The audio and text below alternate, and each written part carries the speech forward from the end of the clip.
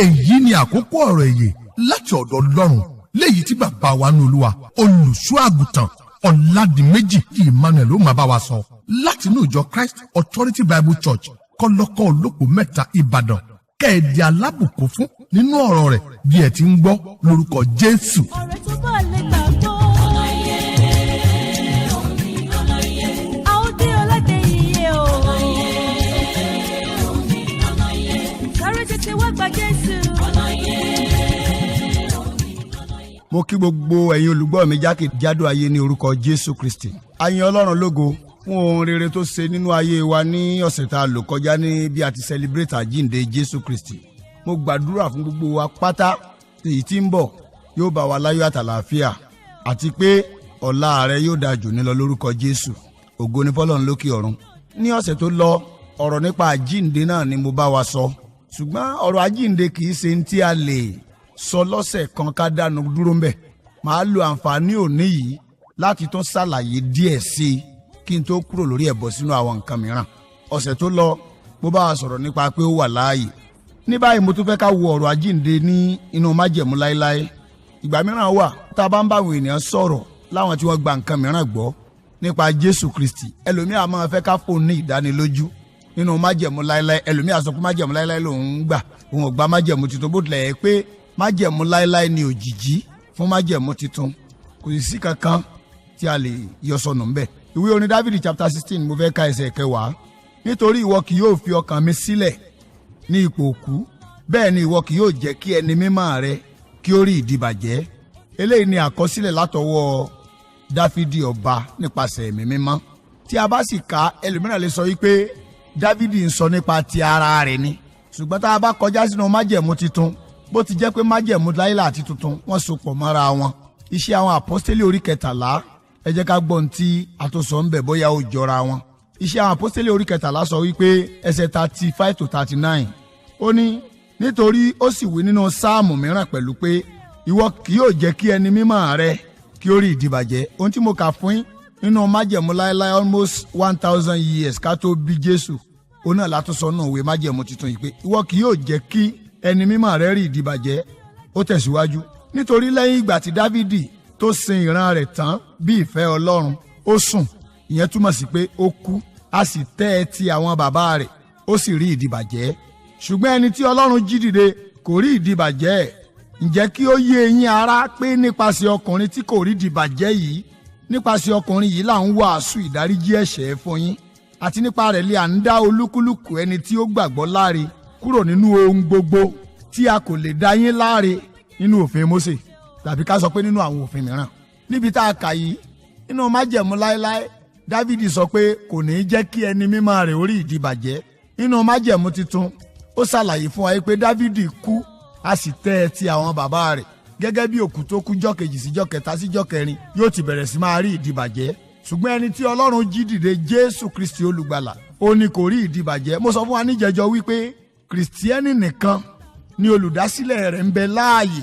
Bẹ́ẹ̀ ni àǹfààní tí a ní lónìí àti ìfọwọ́sọ̀yà wa àti ìgboyà tí a ní láti kojú ìjà sí ohunkóhun tó bá ti tako Ọlọ́run, ó náà ní ibojì tó ṣófo. Jésù Kristi nìkan ó ní kò rí ìdìbàjẹ́.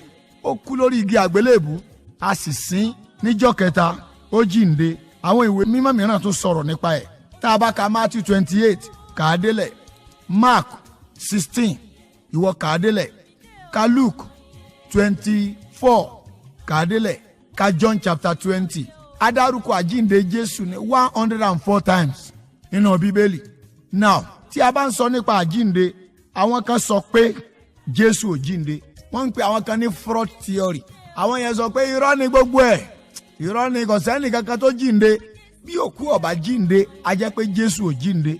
Àwọn kan sọ pé nígbà tí a tẹ̀ sí ibojì yẹn tutù gan, àti pé tí a lọ táwọn èèyàn lọ fi síbi sàréè rẹ̀ tó jẹ́ bí oògùn tí wọ́n fi ń sìnkú, òun ló jẹ́ kó revive. Meanwhile, gẹ́gẹ́ bí ìmọ̀ ìṣègùn, àwọn kẹ́míkà tí wọ́n lè fi síbi tó kú wá bí ó bá tí kú tẹ́lẹ̀ yóò kú pátápátá ni. Àwọn kan sọ pé wọ́n jí gbé ni, àwọn kan sọ pé ó pòórá ni. Onírúurú àwọn nǹkan wọ̀nyí ó ń làwọn èèyàn ń sọ, ṣùgbọ́n tá a máa ń bi wọ́n ni pé ọ̀dà náà níbo ni Jésù Kristi wà báyìí? Tí ẹ bá ti lè dá ọ lóhùn wípé Jésù ń bẹ láàyè, ìwọ fagilé gbogbo àríyànjiyàn wọ̀nyí. ó ń bẹ lọ́wọ́ ọ̀tún agbára Olódùmarè gẹ́gẹ́ bí ẹni tó jíǹde, ó sì ń padà bọ̀ lẹ́ẹ̀kejì. Mo sọ fún wa ní last week wípé àwọn ẹ̀rí ìdánilójú bíi 9 òun ló fi hàn pé Jésù jíǹde. Mi ò ní padà síbẹ̀ yẹn mọ́, ṣùgbọ́n ẹ jẹ́ kí n ka Ìṣe àwọn Àpọ́stélì orí 2 ẹsẹ̀ 27. Ó kà báyìí wípé nítorí tí ìwọ kì yóò fi ọkàn mi sílẹ̀ ní ipò òkú, bẹ́ẹ̀ ni ìwọ kì yóò jẹ́ kí ẹni mímọ́ rẹ kí ó rí ìdíbàjẹ́. Ẹ tún gbọ́n tá a sọ Kọ́ríńtì kìíní náà orí 15. Ẹ jẹ́ ká gbọ́n tí yẹn náà sọ Kọ́ríńtì kìíní orí 15 láti ẹsẹ̀ 16. Ìyẹn sọ wípé nítorí pé bí a kò bá jí àwọn òkú dìde, ǹjẹ́ a kò jí Kristi dìde? Bí a kò bá sì jí Kristi dìde, asán ni ìgbàgbọ́ yín, ẹ̀yin wà nínú ẹ̀ṣẹ̀ yín síbẹ̀. Ǹjẹ́ àwọn pẹ̀lú tí ó sùn nínú Kristi a jẹ́ pé wọ́n ṣègbé? Bí ó bá ṣe pé ní kìkì ayé yìí nìkan ni àwa Kìrìsìtíẹ́nì ní ìrètí nínú Jésù, àwa já sí òtòṣì jùlọ nínú gbogbo ènìyàn. Ohun táwa Kìrìsìtíẹ́nì kì í fi solòṣì lónìí, gẹ́gẹ́ bí gbogbo ìdojúkọ àti ìpọ́njú tọ́mọ Ọlọ́run bá pàdé ní gbogbo àgbáyé, ó ní pé ọ̀ríjìnétọ̀ wa ó ní mò ń lọ lẹ́yìn àjíǹde rẹ̀ ó lọ. Ó ní mò ń lọ pèsè àyè sílẹ̀ fún yín, bí n bá ṣe yẹn tán màá padà wàá mú yín lọ sí ọ̀dọ̀ èmi tìkára mi, pé níbi tí mo bá wà kí ẹ̀yin náà ó lè wà níbẹ̀ pẹ̀lú. Eléyìí ni ìfọ̀kànbalẹ̀ wa gbogbo ẹ̀yin ọmọ Ọlọ́run ní gbogbo àgbáyé. Ẹ má bọkàn jẹ́, díẹ̀ náà ló kù, àsìkò náà ò pẹ́ mọ́, ayé ń sáré lọ sí òpin. A ó mọ ìyàtọ̀ láàrin àwọn ọmọ Ọlọ́run àti àwọn ọmọ èṣù, torí pé lábẹ́ ọ̀run yìí yálà kó jẹ́ tọlọ́run tàbí kó jẹ́ ti Sátánì. Ẹnikẹ́ni tó bá kórìíra ikú àti àjíǹde Jésù, ìdáhùn tí Bíbélì fún wọn ni wípé wèrè ni ọ̀rọ̀ àgbélébù létí ẹni tí yóò ṣègbé, ṣùgbọ́n fún àwa tí à ń gbà á là, agbára Ọlọ́run ni. Èló ni wọ́n fún ọ tí wọ́n ní kó o máa tako Jésù? Ilé mélòó ló kọ́? Ilẹ̀ mélòó ló rà? Mọ́tò mélòó ló ń lò? Níbo làwọn pounds àti dọ́là ti ń jáde sí ọwọ́ rẹ? Ṣé nítorí ń tá a jẹ tá a mu? Nígbà tó bá ya Jésù tó o bà orúkọ rẹ̀ jẹ́, tó o pè ní ènìyàn lásán. Ẹnìkan tiẹ̀ ń sọ̀rọ̀ ńjọ́ kan, ó ní wọ́n pe Jésù lọ́mọ Jósẹ́fù, wọ́n pe Jésù lọ́mọ Dáfídì, wọ́n pe Jésù lọ́mọ Ábúráhámù, wọ́n pe Jésù lọ́mọ tibí, wọ́n tún pe Jésù ní kínní ẹ̀yà Júdà. Ó wá ń béèrè lọ́wọ́ àwọn ẹgbẹ́ rẹ̀, afọ́jú tí ń fọ́nà afọ́jú wípé téèyàn bá ní bàbá 3 4 kínú, àwọn yẹn pariwo pé ọmọ àlè ni Jésù nù o. Ẹ máa gbọ́ eléyìí o, Bíbélì wípé a gbé Jésù kalẹ̀, àwọn kan ó ṣubú lára rẹ̀, àwọn kan ó sì dìde lára rẹ̀. Má jẹ́ kí n tàn ọ́, àrífín ńlá ló máa jẹ́ láti sọ̀rọ̀ òdì sẹ́ni tí ń bẹ lọ́wọ́ ọ̀tún agbára Olódùmarè. Bọ́ ọ fẹ́ bọ́ ọkọ̀, kò sí ní tẹ́ ẹ lè ṣe sí i. Ọlọ́run tiẹ̀ sọ́nú ọ̀rọ̀ rẹ̀, ó ní mo ti fi ọba mi jẹ ná. Èyí ò ní pé ohun tá a ti kọ́ tán pátápátá, ọ̀rọ̀ nípa àjíǹde Jésù Kristi. Àwọn kan sọ pé irú ara wo ló gbé dìde? Ara àti egun, tó ní ara àti egun ni. Torí pé ńgbà tó jíǹde ó fi ara rẹ̀ hàn àwọn ọmọ ẹ̀yìn rẹ̀. Bẹ́ẹ̀ ni ó sì tún jíǹde pẹ̀lú ara ògo. Ara kẹta, ara àìkú. Èyí ò ní pé ó ti wà láàyè, ó kú, ó sì tún ń bẹ láàyè, kò sì lè kú mọ́. Jésù Olúwa gòkèrè ọ̀run nípa ara àìkú. Ara kẹrin, ara ẹ̀mí. Jésù jíǹde ní ara ẹ̀mí. Tẹ́ ẹ bá ka Bíbélì dáadáa, ẹ rí i pé lẹ́yìn àjíǹde rẹ̀, nígbà táwọn ọmọ ẹ̀yìn rẹ̀ bá kójọpọ̀ nípa ìbẹ̀rù, tí wọ́n bá tilẹ̀kùn mọ́rí láì kanlẹ̀kùn, Jésù ó sì wọlé lọ tààrà sọ́dọ̀ wọn. A ní àlàáfíà fún yín. Lẹ́yìn àjíǹde yẹn, Jésù Olúwa tó bá wọn jẹ, ó tó bá wọn mu, ó jíǹde ní ara òun tìkára rẹ̀ tí ò ṣe é dá dúró mọ́. Ara tẹ̀mí, tó bá ka Ìṣe àwọn Àpọ́stélì chapter 1 látẹsẹ̀ 9, lẹ́yìn tí Jésù Olúwa lò 40 days pẹ̀lú àwọn ọmọ ẹ̀yìn rẹ̀ nínú ayé yìí, a gbé e lọ sókè lẹ́yìn àjíǹde rẹ̀. Ara ẹ̀mí nìyẹn. Bẹ́ẹ̀ ni àwọn tó wà nù Jésù náà, ọjọ́ ń bọ̀ tí ìpè yóò dùn, tá ó gbé wọn lọ sókè. Ara ẹ̀mí nìyẹn. Now, gẹ́gẹ́ bí ọmọ Ọlọ́run tó gbàgbọ́ pé Jésù jíǹde, kí ni àbájáde àjíǹde Jésù? Kí ni result? Number 1, ó fi hàn pé lóòótọ́ ni Ọlọ́run wà. Torí pé tí ò bá sọ Ọlọ́run, ẹ̀yin àwọn tí wọ́n gbàgbọ́ pé kò sọ Ọlọ́run, ta ló wá jí Jésù dìde? Number 2, ó fi hàn pé Jésù jẹ́ ọmọ Ọlọ́run nítòótọ́. Number 3, iṣẹ́ ìgbàlá wa parí. Number 4, gbogbo èèyàn ni ó tún jí o, ṣùgbọ́n àjíǹde yóò pín sọ́nà méjì.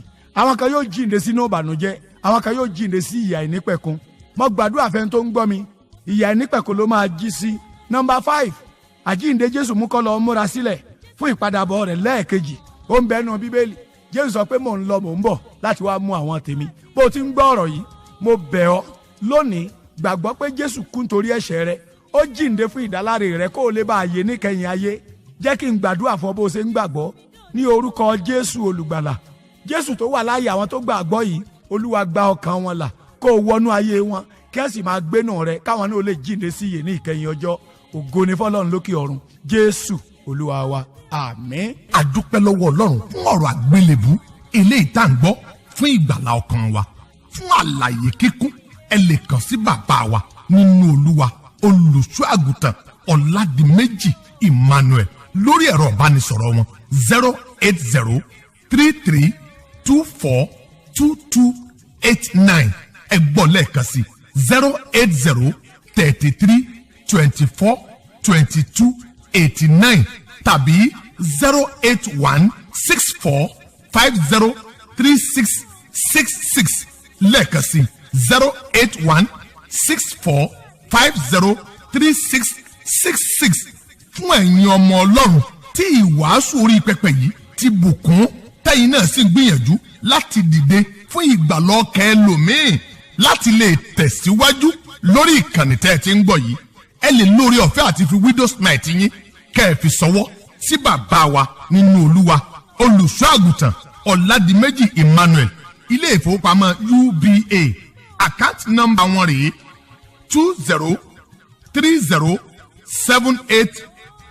2030781157. ẹ gbọ́ lẹ́ẹ̀kan sí 2030781157. ó ní àkáǹtì nọ́mbà bàbá wa nínú Olúwa ìránṣẹ́ Ọlọ́run alààyè olùṣọ́ àgùntàn Ọládìméjì Emmanuel, ilé ìfowópamọ́ UBA. ẹ wá lè lórí ọ̀fẹ́ àti àǹfààní láti darapọ̀ mọ́ wa bá wa jọ́sìn nínú ìjọ wa Christ Authority Bible Church aka the place of the truth. ìjọ wa ò sì mù rárá, kọ́lọ́kọ́ olóko mẹ́ta òní ìjọ wa wà. bẹ́ẹ̀ bá ń bọ̀ láti challenge tàbí ẹ bá ń bọ̀ láti wo road, ẹ sọ̀kalẹ̀ ní olóko mẹ́ta ẹgbẹ́ ilé epo NIPCO.